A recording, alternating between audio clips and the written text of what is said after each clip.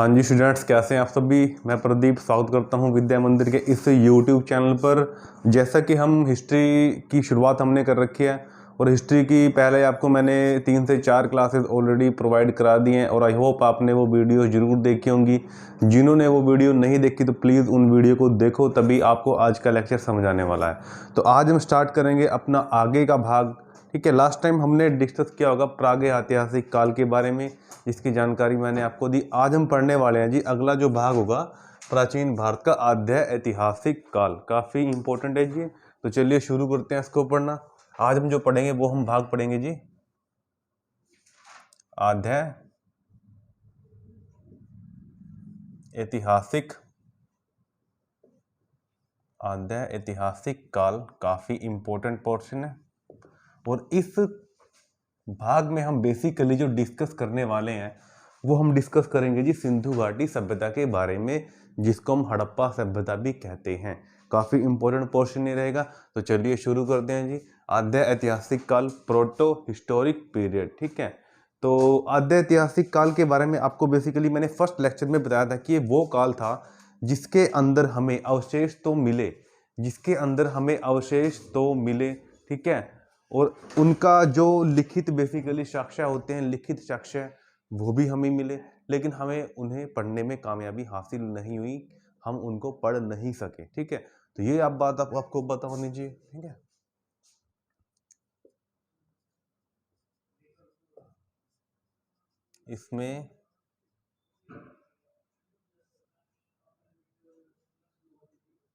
इसमें अवशेषों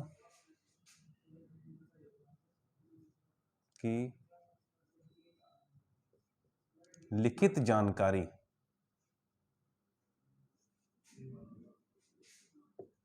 हमें मिली, लेकिन उसे पढ़ा नहीं जा सका।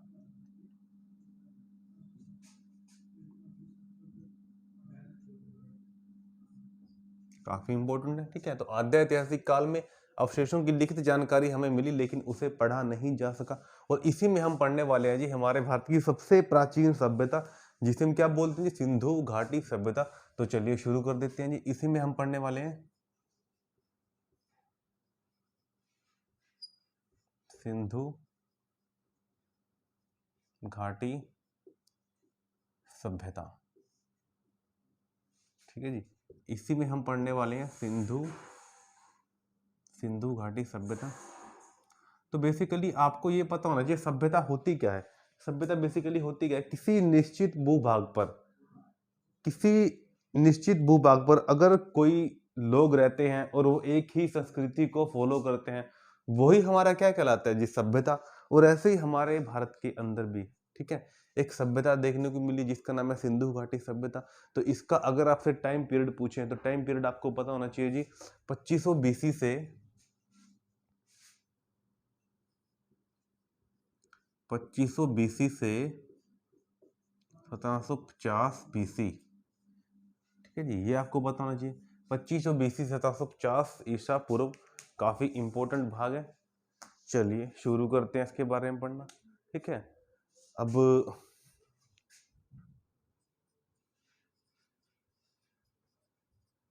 हमारे देश की सबसे प्राचीन सभ्यता अगर कोई है वो सिंधु घाटी की सभ्यता ही है। सिंधु घाटी सभ्यता मानी जाती है, जिसकी जानकारी हमें मिली थी 1921 में। जिसकी जानकारी हमें मिली थी 1921 में। लेकिन इससे पहले हम क्या मानते थे, इससे पहले हम वैदिक सभ्यता को, वैदिक काल को अपना सबसे पुरानी सभ्यता माना करते थे। लेकिन जब हमें जानकारी मिली 1921 में और उसकी हमने डेट का पता किया कार्बन डेटिंग मेथड के अनुसार, तो वो डेट कर निकल के आई कब, कि ईसा मसीह के जन्म से, ठीक है जी, 2500 बीसी से 1750 बीसी के बीच का ये टाइम पीरियड रहा। उस समय एक सभ्यता मौजूद थी जिसका नाम क्या है जी, सिंधु घाटी सभ्यता। एक बात समझ। चलिए आगे हम पढ़ने का काम करते हैं जी। तो यह जो सभ्यता थी सिंधु घाटी सभ्यता, यह एक शहरी सभ्यता मानी गई है। ठीक है, जो हमारी वैदिक सभ्यता थी बेसिकली वो एक ग्रामीण सभ्यता थी, लेकिन यह जो हमें मिली है यह एक शहरी अर्बन, ठीक है, यह एक शहरी सभ्यता मानी गई। ये पॉइंट आपको ध्यान रखना है, वेरी इंपॉर्टेंट। हमारे भारत की सबसे प्राचीन सभ्यता सिंधु घाटी सभ्यता मानी गई, दूसरा इंपॉर्टेंट प्रश्न। चलिए उसके बाद हम पढ़ने का काम करते हैं। तो सबसे पहले इसके बारे में हमें पता कैसे चला, इसके बारे में हमें पता कैसे चला, तो ये इसका इंपॉर्टेंट भाग बन जाता है। तो चलिए शुरू करते हैं। बात है 1826 ईस्वी में, ठीक है।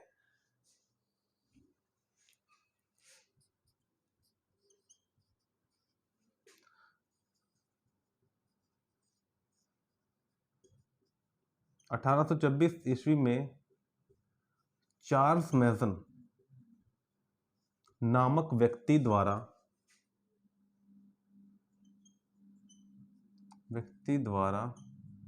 ठीक है,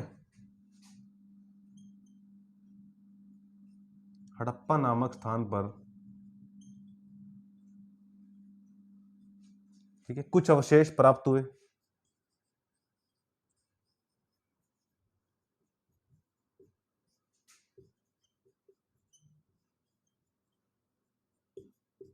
तो सबसे पहले इसकी जो हमें छोटी सी एक जानकारी मिली थी, नॉट प्रॉपर, पूरी तरह से नहीं, कुछ जो अवशेष मिले थे वो चार्ल्स मैसन नामक व्यक्ति द्वारा, ठीक है, हड़प्पा नामक स्थान पर इसके कुछ अवशेष प्राप्त हुए, लेकिन वो एक पूरी तरह से कोई खोज नहीं थी, एकमात्र अवशेष थे बस सब। तो लेकिन अगर पेपर में आ जाए, सबसे पहले आपको ये बात ध्यान रखनी है कि सबसे पहले 1826 ईस्वी में, ठीक है, चार्ल्स मैसन नामक व्यक्ति द्वारा हड़प्पा नामक स्थान पर, ठीक है, क्या हुआ था जी, इसके कुछ अवशेष तो बेसिकली इतने ज्यादा भी नहीं थे कि हम उनको कुछ सभ्यता समझ सके, बहुत कम मात्रा में थे वो, तो हमने इस बात को इग्नोर किया। ठीक है, तो चलिए अब इसका हमें पूरी तरह से पता कब चला, इस हमारी सिंधु घाटी सभ्यता का हमें पूरी तरह से कब पता चला। ठीक है, तो चलिए इसके बारे में डिस्कस करना शुरू करते हैं जी। हमें पता है कि भारत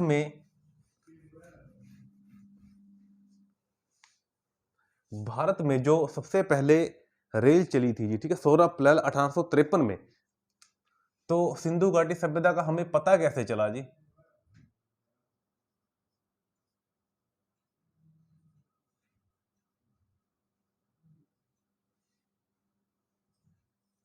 सबसे पहले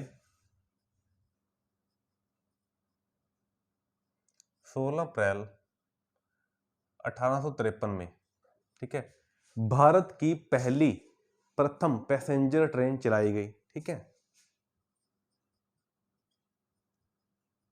भारत की प्रथम यात्री ट्रेन, पैसेंजर ट्रेन चली। ठीक है जी, सबसे पहले 1853 में 16 अप्रैल को भारत की प्रथम पैसेंजर ट्रेन चली। ठीक है जी, अब कहां से कहां तक चली सभी को पता है,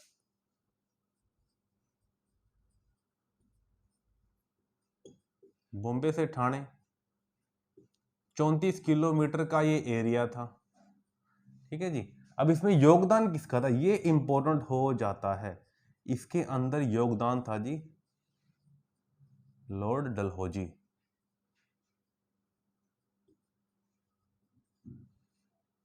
इसके अंदर जो बेसिकली योगदान था वो किसका था जी? लॉर्ड डलहौजी। काफी इंपॉर्टेंट पॉइंट। अब आप सोच रहे होंगे कि ट्रेन वाला जो मसला है वो कहाँ से बीच में आ गया। बिल्कुल है, जिसकी जानकारी भूमिका हम बांधते हुए चलेंगे। ठीक है, तो बेसिकली भारत के अंदर क्या हुआ, रेलों का विकास होना शुरू हो रहा था। ठीक है, तो सबसे पहले ट्रेन कहां से कहां तक चली? मुंबई से ठाणे 34 किलोमीटर का एरिया था। अब भारत के अंदर रेलों का, ट्रेनों का विकास करना बहुत जरूरी था और वो कर भी रहे थे। तो इसलिए क्या हुआ जी, ठीक है, भारत के अलग अलग स्थानों पर रेलवे का विकास शुरू हो गया। और ऐसे ही क्या हुआ जी, ठीक है, लाहौर से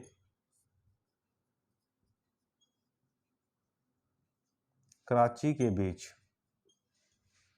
पूरा भारत था तभी, लाहौर से कराची के बीच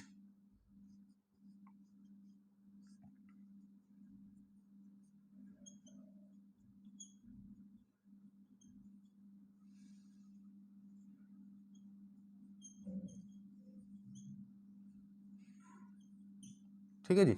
लाहौर से कराची के बीच रेल मार्ग की तैयारी शुरू कर दी गई। अब रेल मार्ग की तैयारी जब कर रहे थे, ठीक है, ट्रेनों को जब बिछा रहे थे, रेल की पटरी के लिए मार्ग बना रहे थे, ठीक है, तो बीच में क्या हुआ, बहुत बड़े बड़े टीले देखने को मिले, काफी बड़े बड़े टीले देखने को मिले। अब उन टीलों को तोड़कर ही रेल की पटरियों को निकाला जा सकता था, ठीक है जी। तो क्या हुआ जी, उन पटरियों को जब बिछाया गया, रेल के जो बड़े बड़े टीले थे उनको तोड़ा गया, तो तोड़ने में क्या हुआ जी, कुछ अवशेष प्राप्त हुए। तो वहां से कुछ अवशेष प्राप्त हुए, कुछ ईंटें प्राप्त हुई, तरह तरह की जो पुरानी वस्तुएं वो प्राप्त हुई।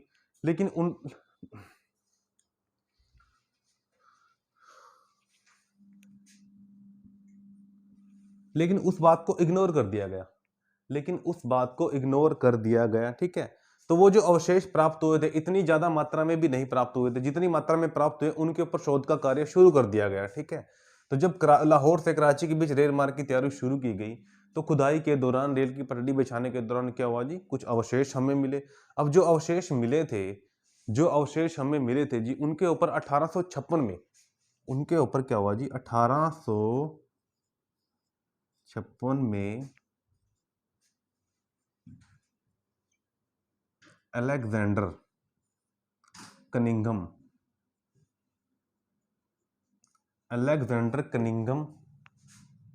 ने शोध कार्य शुरू किया। जो वो अवशेष प्राप्त हुए थे लॉर्ड डलहौजी के समय, उनके ऊपर अलेक्जेंडर कनिंघम ने क्या किया, शोध कार्य शुरू कर दिया, कि पता लगाने की कोशिश की कि ये एक्चुअली में है क्या चीज, ठीक है। तो जब अलेक्जेंडर कनिंघम ये बात को लेकर किसके पास गया जी, डलहौजी के पास, डलहौजी को बोला, लेकिन डलहौजी ने क्या किया, ठीक है, डलहौजी ने क्या किया जी, इसके ऊपर कोई रुचि नहीं दिखाई। डलहौजी ने साफ मना किया कि अगर कोई काम की चीज है उसको लेके आ जाओ, अदरवाइज कोई जरूरत नहीं है, ठीक है। तो डलहौजी ने इस मामले में कोई रुचि नहीं दिखाई। इसलिए आपको ये बात पता होनी चाहिए, अलेक्जेंडर कनिंघम को ही माना जाता है क्या, भारतीय पुरातात्विक विभाग का जनक, ठीक है जी। तो ये बात आपको क्लियर होनी चाहिए, वेरी इंपॉर्टेंट, ठीक है। चलिए इसके बाद, हाँ ये बात आप लिख सकते हो, अलेक्जेंडर कनिंघम भारतीय पुरातत्व का जनक। तो डलहौजी के पास गए, लेकिन डलहौजी ने कोई रुचि नहीं दिखाई। तो उसके बाद क्या हुआ ये आपको पता होना चाहिए। 1856 में क्या हुआ जी, ठीक है, 1856 के अंदर ही लॉर्ड कैनिंग,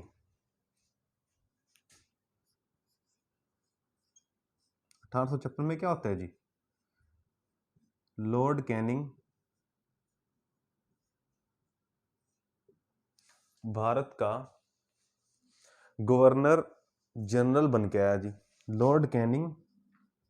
लेकिन इन्होंने भी कोई रुचि नहीं दिखाई, भारत का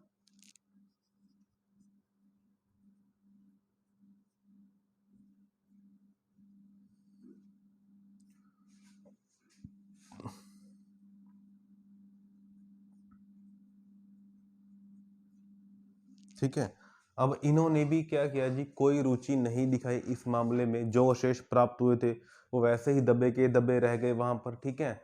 जो मामला था कि जमीन के नीचे आखिरकार क्या है, कौन से राज वो दफन है, नहीं क्लियर हुए, ठीक है। इन्होंने भी रुचि उसमें कोई नहीं ली। लेकिन उसके बाद जो रुचि लेने वाले कौन थे जी, व्यक्ति थे, वो थे लॉर्ड कर्जन। 1899 से 1905 के बीच, वेरी इंपॉर्टेंट पॉइंट, ठीक है, 1899 से लेकर 1905 के बीच भारत का जो वायसराय बनकर आता है वो आता है जी कौन, लॉर्ड कर्जन, ठीक है, वेरी इंपॉर्टेंट, ठीक है। भारत का very important point, Lord Curzon Bharat का वायसराय बनकर आया, भारत का वॉइसरॉय बन के आया, जो कि खुद एक आर्कियोलॉजिस्ट था, ठीक है, एक पुरातत्वविद था, जो खुद इन चीजों के अंदर रुचि लेना उसको काफी पसंद था। बेसिकली लॉर्ड कर्जन को भारत का सबसे बदनाम वॉइसरॉय माना जाता है, ठीक है, ये पॉइंट भी आपको पता होना चाहिए। तो ये खुद ही एक क्या था, आर्कियोलॉजिस्ट था, एक पुरातत्वविद था। इन्होंने क्या किया, इस काम में रुचि दिखाई, ठीक है। लॉर्ड कर्जन ने क्या किया जी, इस काम के अंदर रुचि दिखाई और इस कार्य को आगे बढ़ाने के लिए इन्होंने काम करना शुरू कर दिया। तो चलिए पढ़ते हैं इनके बारे में, आगे क्या हुआ जी।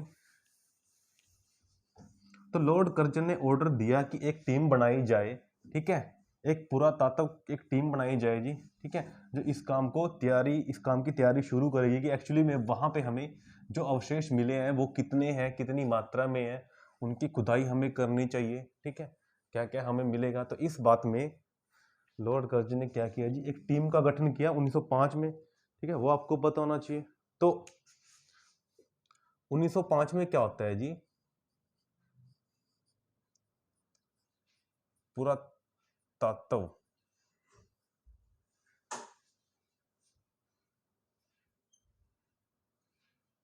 विभाग की टीम का गठन, ठीक है जी। तो इन्होंने क्या किया, ऑर्डर कर दिया और एक टीम का गठन कर दिया गया जी, पुरातत्व विभाग की टीम का गठन। और वहां पर ऑर्डर दिए गए किसको, एक व्यक्ति को, जिनका नाम क्या था जी, जिनका नाम क्या था जी, ठीक है, जॉन मॉर्सल, जिनका नाम था जॉन मॉर्सल, ठीक है। इस विभाग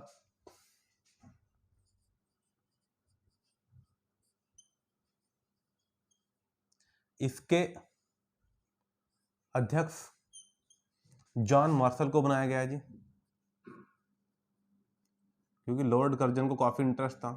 इसके जो अध्यक्ष हैं वो बनाया गया जॉन मार्शल को, ठीक है जी। जॉन मार्शल को जिम्मेदारी सौंपी गई कि जो वो वहां से अवशेष मिले थे कितनी मात्रा में है, क्या उसकी खुदाई हुई है या नहीं हुई है, ठीक है, तो जाके आप क्या करो, उसकी खोज करो और जो भी हमें मिलेगा उसकी रिपोर्ट हमें सौंप दीजिए।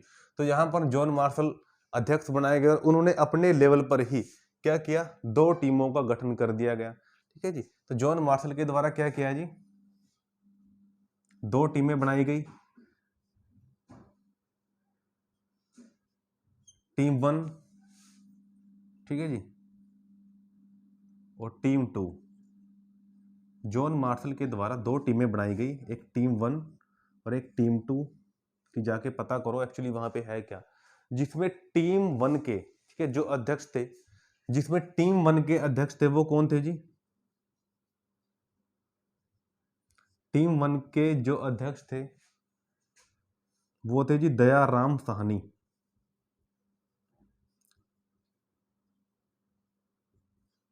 ठीक है। टीम 1 के जो अध्यक्ष बनाए गए वो थे दयाराम साहनी और टीम 2 के जो अध्यक्ष बनाए गए जी,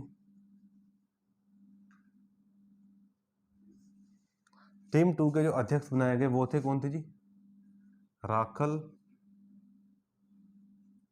दास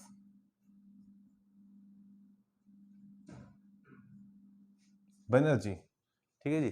टीम 2 के जो अध्यक्ष बनाए गए राखल दास बनर्जी, आर डी बनर्जी, जिसको आप आर डी बनर्जी के नाम से जानते हो, ठीक है जी, आर डी बनर्जी। अब जॉन मार्शल ने सारा का सारा काम दे दिया किनको, अपनी दोनों टीमों को, कि आप जाओ वहां पर खुदाई का कार्य शुरू करो और पता लगाओ वहां पर एक्चुअली में है क्या, जो ये अवशेष हमें लगातार वहां से मिल रहे हैं, ठीक है।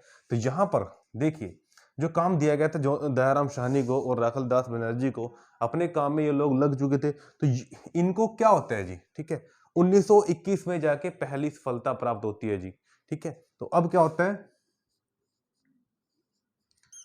1921 में, क्या होता है जी, पहली सफलता प्राप्त, और ये सफलता प्राप्त किसको होती है जी, दयाराम साहनी को, ठीक है।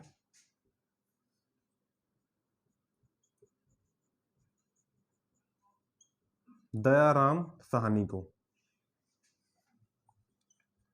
तो अब दयाराम साहनी को पहली सफलता प्राप्त होती है, तो ये किस शहर की खोज करते हैं जी, वेरी इंपॉर्टेंट फैक्ट पता होना चाहिए आपको, ठीक है। और 1921 में ये क्या करते हैं जी, हड़प्पा नामक शहर की खोज, हड़प्पा नामक शहर की खोज आपसे पूछेगा, ठीक है। दयाराम साहनी ने हड़प्पा की खोज कब की, देन आपको क्या आंसर करना है जी, 1921 में, ठीक है। तो दयाराम साहनी को पहली सफलता प्राप्त हुई, हड़प्पा नामक शहर की खोज इन्होंने कर डाली जी, जो कि किस नदी के किनारे है, जो कि रावी नदी के किनारे है, ठीक है। और पाकिस्तान का कौन सा जिला जी, ये आपको पता होना चाहिए, माल्ट गोमड़ी,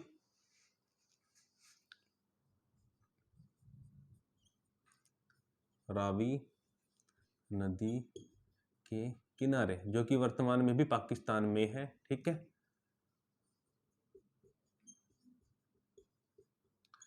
तो पहली सफलता किन्हें प्राप्त हुई जी? दयाराम साहनी को। क्या? हड़प्पा नामक शहर की खोज की। ठीक अगले ही साल, ठीक है, 1922 के अंदर राखल दास बनर्जी कहाँ पीछे हटने वाले थे? ठीक है, तो ठीक 1922 में क्या होता है जी? दूसरी सफलता, 1922 में दूसरी सफलता प्राप्त होती है जी। और वो दूसरी सफलता क्या थी? वो दूसरी सफलता थी एक शहर जिसका नाम क्या था जी? मोहनजोदारो या मोहनजोदड़ो। ठीक है, वेरी इंपॉर्टेंट पॉइंट, आपको ये पता होना चाहिए। तो दूसरी जो सफलता क्या थी जी? मोहनजोदारो, जो सिंधु नदी के किनारे, ठीक है, पाया गया शहर।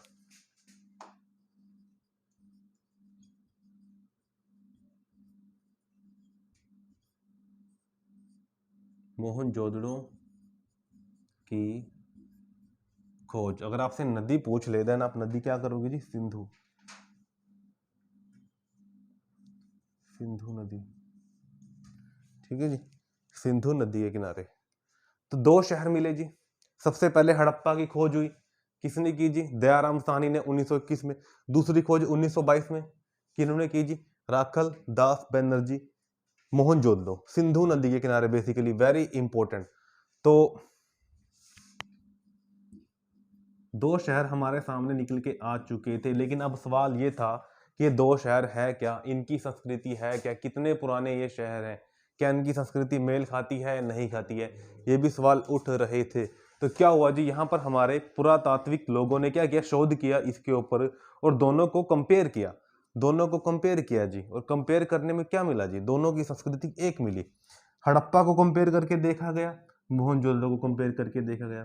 तो कंपेयर करने में क्या पाया कि दोनों की संस्कृति बिल्कुल सिमिलर थी, दोनों एक जैसी संस्कृति को फॉलो करते थे। ठीक है, काफी इंपॉर्टेंट ये फैक्ट है। ठीक है, और दूसरी बात दोनों के दो ये जो शहर है, ठीक है, हड़प्पा नामक शहर और मोहनजोदड़ो, ये कहाँ पाए गए जी? ये पूरी की पूरी घाटी थी, सिंधु घाटी। ठीक है, ये दोनों के दो शहर पाए गए थे सिंधु घाटी के एरिया में, उसके क्षेत्र में जो सिंधु नदी बहती है। ठीक है, और जब ये सिंधु नदी के क्षेत्र में, एरिया में, घाटी में पाए गए, तो इसलिए इनका नाम क्या कर दिया जी? सिंधु घाटी की सभ्यता। ये भी आपको पता होना चाहिए। तो चलिए इसके बारे में आगे हम और लिखते हैं, वेरी इंपॉर्टेंट पॉइंट। ठीक है जी,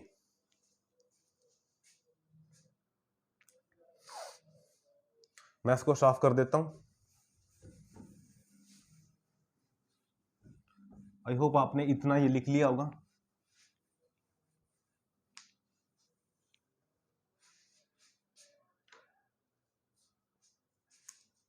अगला पॉइंट आपको ध्यान रखना है,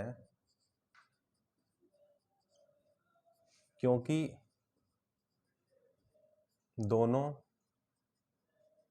शहर सिंधु घाटी की सिंधु घाटी में मिले,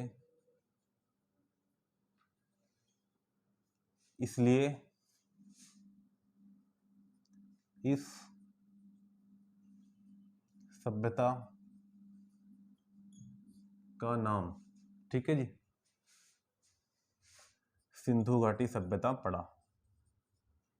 सिंधु घाटी की सभ्यता।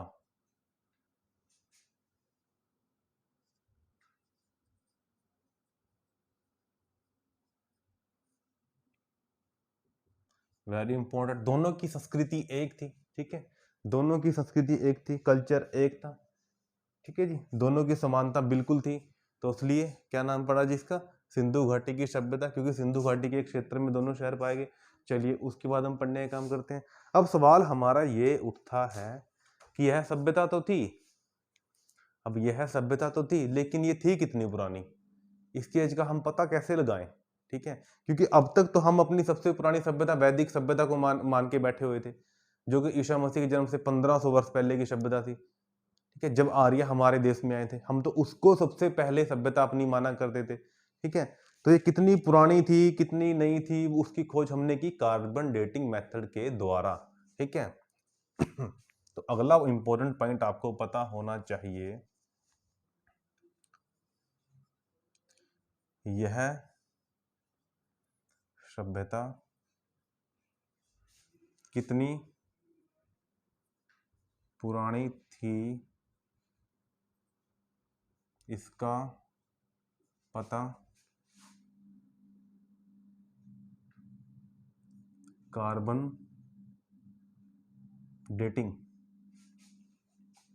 इसका पता कार्बन डेटिंग से लगाया गया। ठीक है जी, यह सभ्यता कितनी पुरानी थी इसका जो हमने पता लगाया है वो लगाया है जी कार्बन डेटिंग मेथड से। ठीक है, कार्बन डेटिंग मेथड से हमने इसका, ठीक है, पता लगाया है, ये आपको पता होना चाहिए।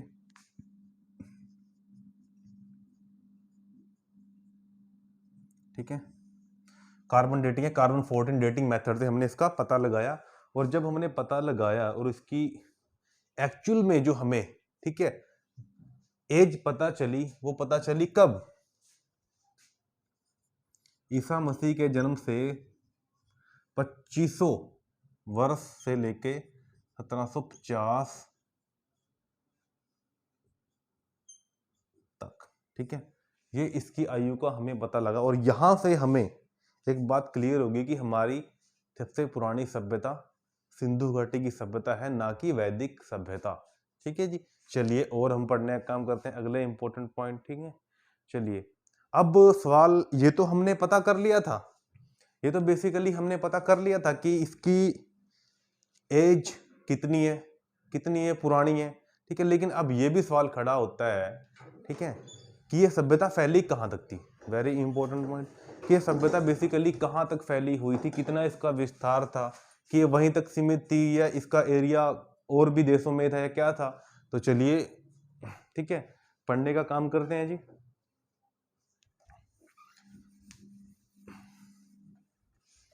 सिंधु घाटी की सभ्यता बेसिकली कहाँ कहाँ तक फैली हुई थी, ये हम पढ़ने का काम करते हैं।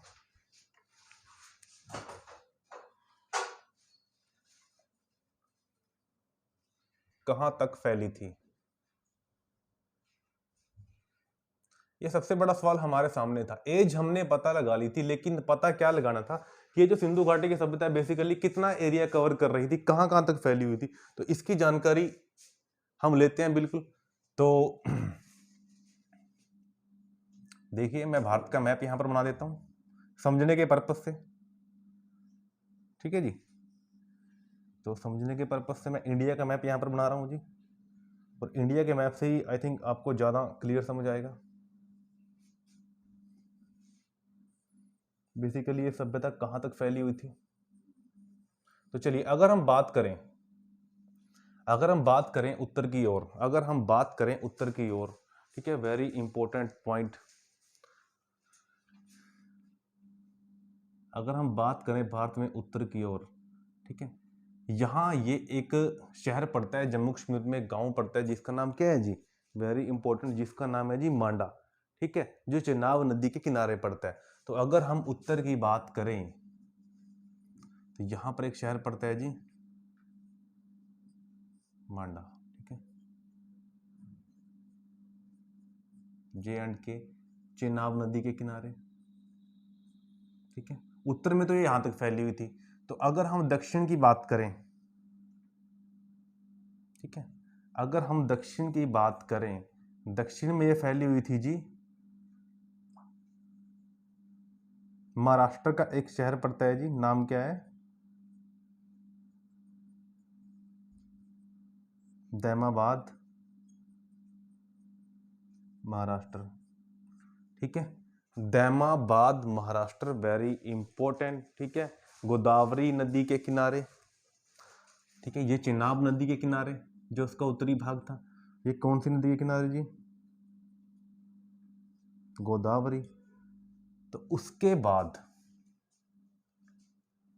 जो इसका पूर्वी बिंदु था सबसे, यहाँ पे, वो क्या था जी, जो इसका पूर्वी बिंदु था वो था उत्तर प्रदेश का आलमगीरपुर, ठीक है, वो था उत्तर प्रदेश का जी आलमगीरपुर, यूपी का हिंडन नदी के किनारे, जो इसका सबसे पूर्वी पॉइंट था।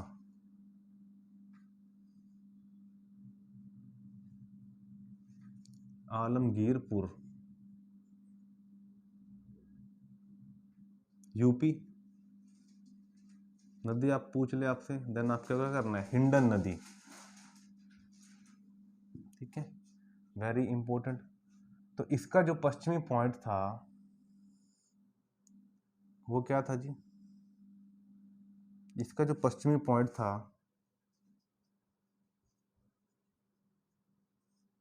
पश्चिमी, यहां पर ये था जी सुतकांगडोर, सुतकांगेडोर, ठीक है, जो कहां पड़ता है जी, बलूचिस्तान।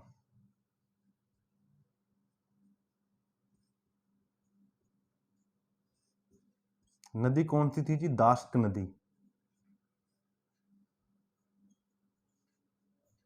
ठीक है। तो ये इसका विस्तार था। अब आपने एक देखा होगा, इसकी एक ट्रायंगल बन रही है, जो एक आकृति बन रही है। तो अगर आपसे पूछ ले सिंधु घाटी सभ्यता की आकृति किस प्रकार थी, तो आपको क्या बताना है जी, इसकी जो आकृति थी वो थी त्रिभुजाकार, ठीक है, वो थी त्रिभुजाकार। तो अगर आपसे पूछ ले कि सिंधु घाटी सभ्यता का सबसे उत्तरी पॉइंट किसे माना गया है, वेरी इंपॉर्टेंट पॉइंट, तो सब इसमें आपको ध्यान रखना है जी,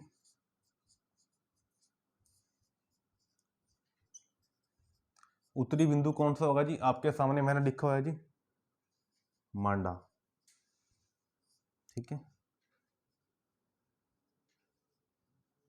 जम्मू कश्मीर। उत्तर में ये फैली हुई थी मांडा जम्मू कश्मीर तक, जो किस नदी के किनारे है जी, चेनाब। उसके बाद अगर आपसे पूछ ले इसका पूर्वी बिंदु कौन सा है, पूर्वी बिंदु, देन आप आंसर करोगे जी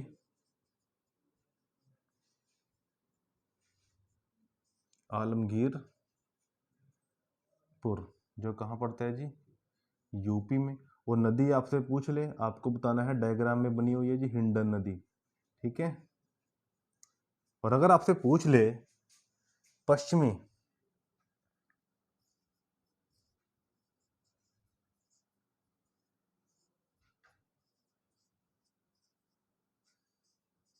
पश्चिमी बिंदु, देन आप क्या आंसर करोगे, सुतकांगेडोर,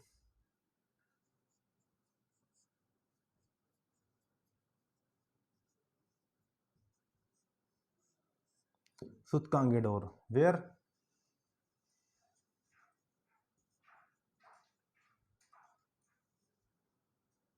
बलूचिस्तान, ठीक है। नदी कौन सी होगी जी, दाश्क नदी, ठीक है जी। नदी कौन सी होगी जी, वेरी इंपॉर्टेंट, दाश्क नदी। उसके बाद आपसे पूछ ले, ठीक है, दक्षिण दक्षिण में, दक्षिण की तरफ,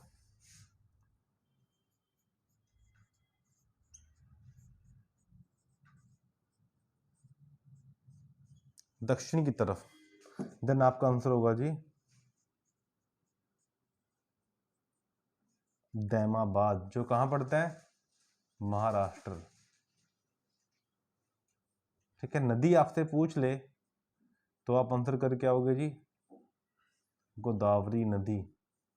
तो जब हमने सिंधु घाटी सभ्यता के ऊपर दोबारा फर्दर खोज की तो हमने पाया इसका विस्तार, ठीक है, पूर्व में मांडा की तरफ, सॉरी उत्तर में मांडा की तरफ, पूर्व में आलमगीरपुर हिंडन नदी किनारे, और दैमाबाद महाराष्ट्र में दक्षिणी तरफ, और बलूचिस्तान सुत कांगेडोर बलूचिस्तान पाकिस्तान, ठीक है, दास्क नदी के किनारे। इतने क्षेत्र में जो सिंधु घाटी की सभ्यता थी वो फैली हुई थी, वेरी इंपॉर्टेंट पॉइंट। चलिए अब देखिए अगला इंपॉर्टेंट पॉइंट आपको मैं बताता हूं। अब इससे हमें यह जानकारी मिली है क्या, कि यह सिर्फ सिंधु नदी के क्षेत्र में नहीं फैली थी, यह जो सभ्यता थी वो सिंधु नदी के क्षेत्र में नहीं फैली हुई थी, बल्कि उसका विस्तार तो भारत का जो पूर्वी इलाका है सारा का सारा, ठीक है, जो पूर्वी इलाका, सॉरी जो उत्तरी इलाका है, पश्चिमी इलाका है, वहां तक इसका विस्तार था, ठीक है। तो इससे सिंधु घाटी की सभ्यता हम नहीं कह सकते, इसे सिंधु घाटी की सभ्यता हम नहीं कह सकते, तो इसलिए हमारे जो पुरातात्विक विभाग के लोग हैं उन्होंने इसका नाम बदल कर क्या कर दिया जी, हड़प्पा सभ्यता। इसलिए उन्होंने इसका नाम बदल कर क्या कर दिया जी, हड़प्पा सभ्यता, क्योंकि इसका जो पहला शहर था वो क्या था जी, वो था हड़प्पा। तो ये भी बात आपको पता होना चाहिए। तो चलिए लिखते हैं।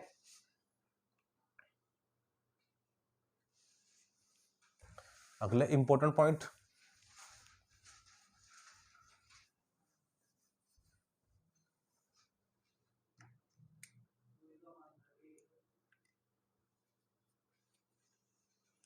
अगला इंपॉर्टेंट पॉइंट आपको ध्यान रखना है,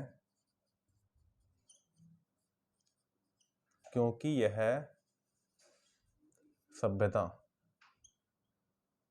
सिंधु घाटी में ही नहीं बल्कि ठीक है भारत में काफी दूर तक फैली थी, इसलिए इसका नाम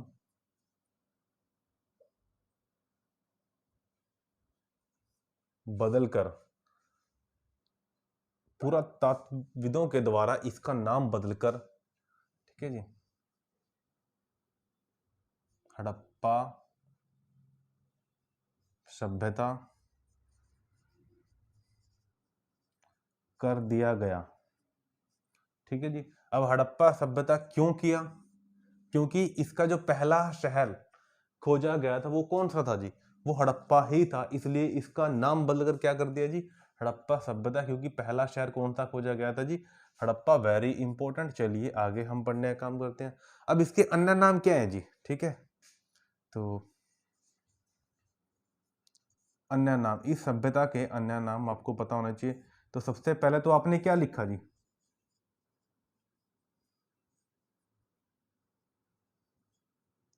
हड़प्पा सभ्यता, रीजन आपको मैंने अभी बताया।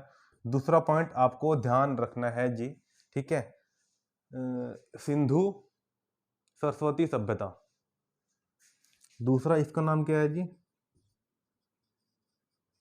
सिंधु सरस्वती सभ्यता, क्योंकि यह सिंधु नदी से लेके, ठीक है, सरस्वती नदी के बीच तक फैली हुई थी, इसलिए इसका दूसरा नाम क्या रख दिया गया जी, सिंधु सरस्वती सभ्यता। Very important point. उसके बाद हम इसका अगला नाम रखेंगे जी, कांस्य युगीन, कांस्य युगीन सभ्यता। इसका जो दूसरा नाम और होगा वो होगा जी कांस्य युगीन सभ्यता, क्योंकि सिंधु घाटी सभ्यता के लोगों ने ही क्या किया, तांबे के अंदर टिन मिला के एक नया मिक्सचर तैयार कर दिया, जिसे हम क्या बोलते हैं जी, कांस्य।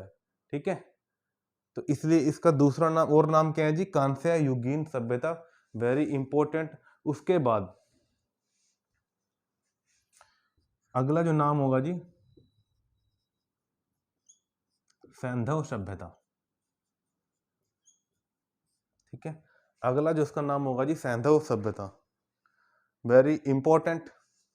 तो आई होप आपको आज का ये लेक्चर पसंद आया होगा। ठीक है, बाकी जो सिंधु घाटी सभ्यता के बारे में हमें जानकारी है वो आपको मैं नेक्स्ट लेक्चर में दूंगा। इसमें हमें कौन कौन से अवशेष प्राप्त हुए, ठीक है, कहाँ कहाँ से मिले, कौन सी पुरानी इसमें हमें स्टैचू मिला, मूर्ति मिली, कहाँ कहाँ से मिली, प्रमुख स्थल इसके कौन कौन से हैं, भारत में कौन से हैं, इसके पाकिस्तान में कौन से हैं, तो सारी बातें हम डिस्कस करेंगे कल के लेक्चर में। तब तक के लिए थैंक यू। और जिन्होंने प्रीवियस वीडियो ना देखे हो प्लीज़ वो पहले प्रीवियस वीडियो को देखें, उसके बाद इस वीडियो को देखें। थैंक यू सो मच, मिलते हैं कल।